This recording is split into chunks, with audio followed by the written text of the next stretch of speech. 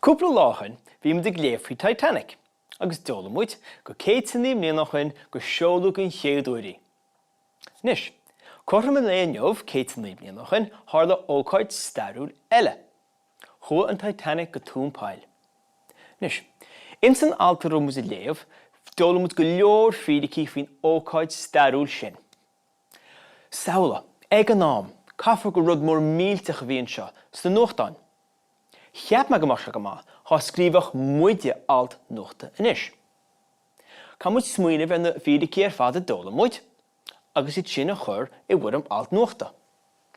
Nis, nuair tá muid ag scríobh alt nuachta, tá tréthe áirithe I gceist.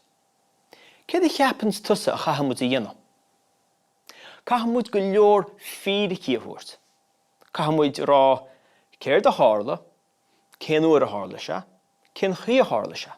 Sin bhfuil beidir is tábhachtaí, agus tá go leor fídící eile gur féitling a bhuairt. Dóla muid na fídící sin ar fad nuair bhí muid ag léamh. An cuoin leat iad. Ba siad ag teasta amhain leis an alt seo a chuma. An tú raibh? Ábhar. Nis, an chéad Ábhart, tá miseach an rá in ócáid freagóideach a réir, thua an Titanic go túnpáil I lár an Atlantaí. Tá túfás óla sin sin. Tá sang céad a tharla, cén uair a tharla se, agus cén áit a tharla se.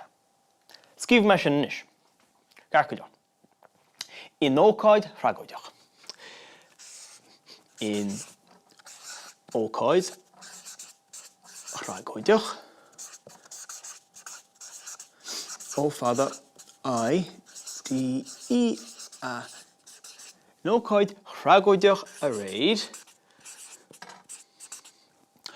thua, chun é seo scríobh a gúnaí sin aimseo caite, thua an Titanic go túnpáil. Go tún. In san alt bhí bhfuil cinnt eile scríobhta go glinne na farige, ach is mar a chéile an dáród. Go túnpáil I lár an Atlantaí.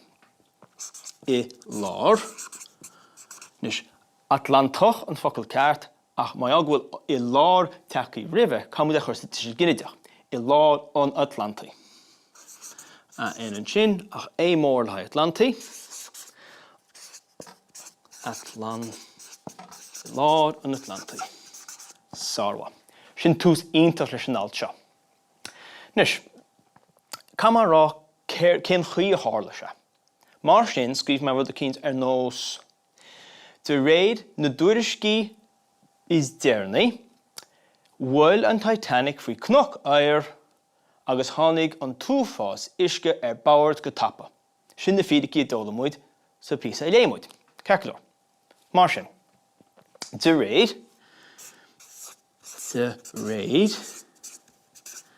na dúiriscí, cá seo a bheith in san tiisiil ginidir olra, na dúiriscí seo chu dí a chur ribbhan focail túiriscí, na dúiriscí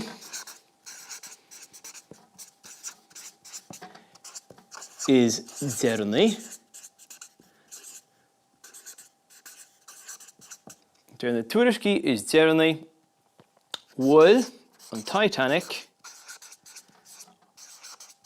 Tímór a gúnaí lein focail Titanic, bhfuil an Titanic faoi cnoc air. Now, mai agah bhfuil an focail faoi an sin, tá mar chun séimhú a chur ar an focail cnoc. Bhfuil an Titanic faoi cnoc air, agus tháinig a rís camad déna cinnt go seo a gúnaí sin aimseo caite, tháinig an túfás uisce ar bord go tapa. An túfás uisce ar bord go tapa. Nis, sin tús ionta leis an alt.